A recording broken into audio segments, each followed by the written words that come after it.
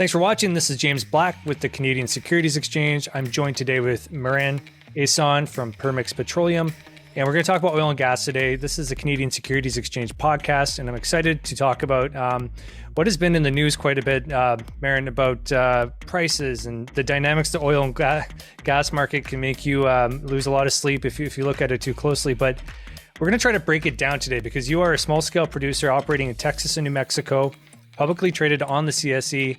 And I think you've got a great vantage point to explain to people and investors what it is you do, but also what's happening in the general world of oil and gas so that they can make better informed investment decisions and possibly look at your company too. So why this business? What brought you to oil and gas? Why have you stuck through it? Because I know there's good years, bad years, hard times. Yes. It's not for the meek, right? And even I know you relocated and everything with your family to be closer to the project. What is it about this that keeps you coming up every day to try and build this in this industry? Listen, as I don't know if you even know this, my background's pre-med originally. My entire family's physicians. So I converted and I stopped going that route because of the amounts of challenge within this industry.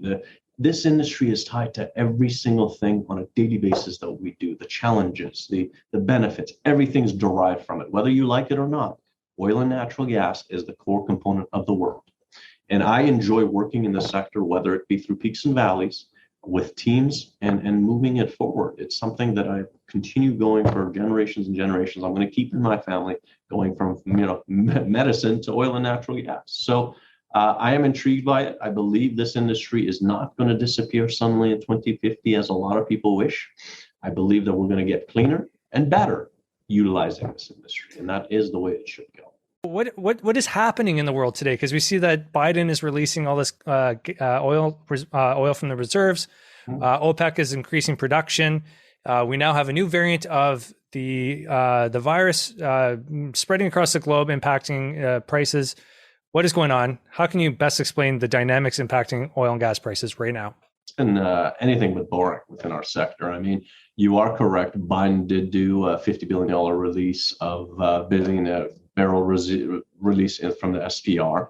Now, that was needed. Again, it's controversial here in the U.S. Again, I'm in the Dallas Metroplex, and we always look at things differently. Okay, so if you want gas prices to drop, why did you bring all of these red tapes to the industry so the shale producers would not produce as much? And now you need the production. And now you're trying to tell Saudi Arabia to flood the market. So it becomes political. That is where what I'm glad that's not happening is in 2020, when prices crashed and for the first time WTI went to negative pricing in history, it was headbutting more than anything. Between Russia, US, and Saudi Arabia were flooding the market. Now it's the opposite. Saudi, yes, they agreed to a degree of increased production, but they're not flooding the market. And one thing you'll notice, resiliency and more conservative bases out of the shale producers is they're not opening the taps, so to speak. Keep in mind, shale or oil production is a little bit different than the rest of the world. You require various recompletion techniques to these rocks for them to come online. So it takes a long time before they can open the tap. And I'm glad they're disciplined enough, and we are as well, that we're not opening the taps. That's one that's tied to oil prices itself and the SPR. Yes, we have the variant again with COVID coming in, but what we're seeing is the market is actually baking it into the oil prices already. I have an analogy that I look at the way the COVID is going as not anymore as a triage, but an outpatient component. The triage was back in 2020 when it hit the market. The global economies had to shut down everywhere. Now the variants are not in triage format. So what we're seeing is an overreaction, and it's being baked into the prices. That's why personally, within our industry, we believe oil prices will correct back upwards. I mean, Goldman's saying is 130. We're not saying 130. They're quite optimistic. We do see it correcting back up in Q1 to above that 75, 76 level. Right. And so obviously one of the narratives here is that inflation is causing some of these movements, from Biden and his request of OPEC to increase production. Things are getting more expensive. Prices are going up. And you see it, now I go to the gas station and I see the prices have dropped off the last week. And I guess that means it's working. What does that tell the common investor who's obviously putting gas in their car about what's happening in the market? Is there a correlation? Sure. I'm not going to dive into the political side of things. I think that's something we need to stay away from. But Sure. one thing I can tell you, the release of the SPR had nothing to do with the correction in the price. Okay. If you pull up the dates that the SPR release went forward, it didn't impact it. Okay. You would have thought it would. It didn't. But the COVID variant is what's impacting prices because a global shutdown, again, is being baked into the prices on futures contracts. And that is where you're noticing the prices have decreased. Will they stay? Honestly, I don't believe so. Again, these shutdowns are all temporary. It will go back up. Thankfully, we are in Dallas-Fort Worth area. We don't pay much for gas out here. You guys pay much higher prices. You're a lot closer to it. Yeah. That is correct. That is correct. Yes.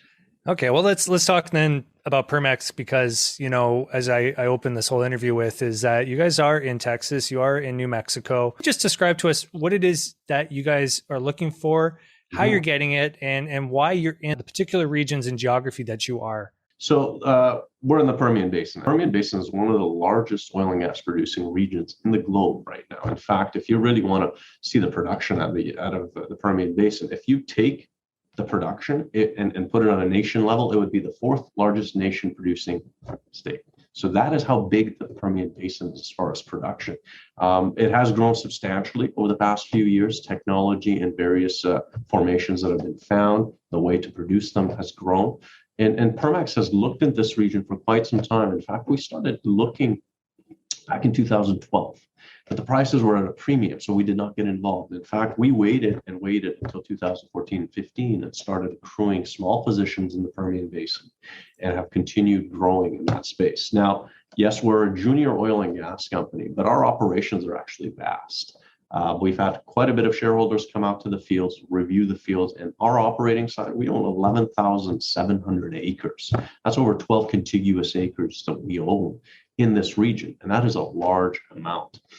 As a company, we've looked at this area as low CapEx, low OPEX to a degree, the formations that we target.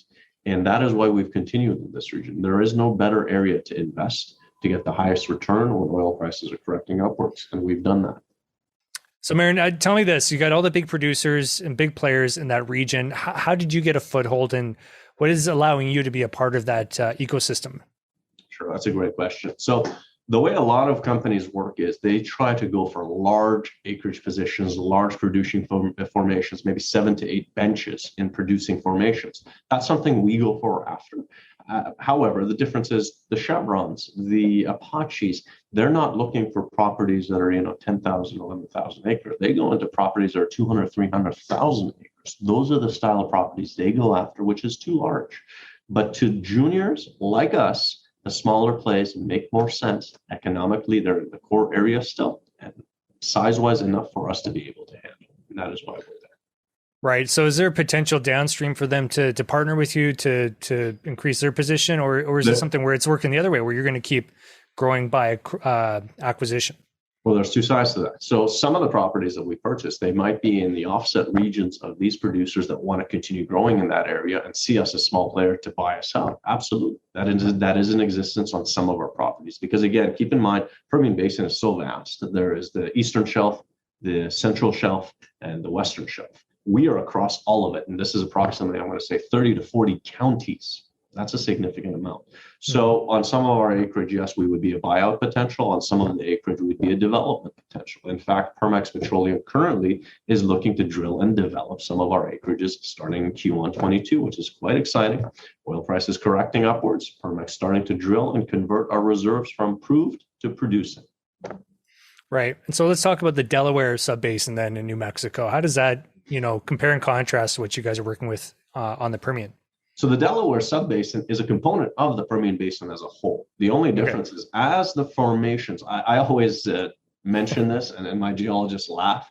Think about a cake with multiple layers underneath. As you go west into this cake, the layers go deeper, but they become thicker, those layers. So this is no different. As you go west in the Permian, you go into New Mexico, which is Eddy County and Lee County, the formation's still there. They just become deeper. And now you have to expend more capital expenditure to produce them. Now, Permex has these. That is why we have not marketed or issued any type of news stating that we're going to develop our New Mexico properties right now, because we're not.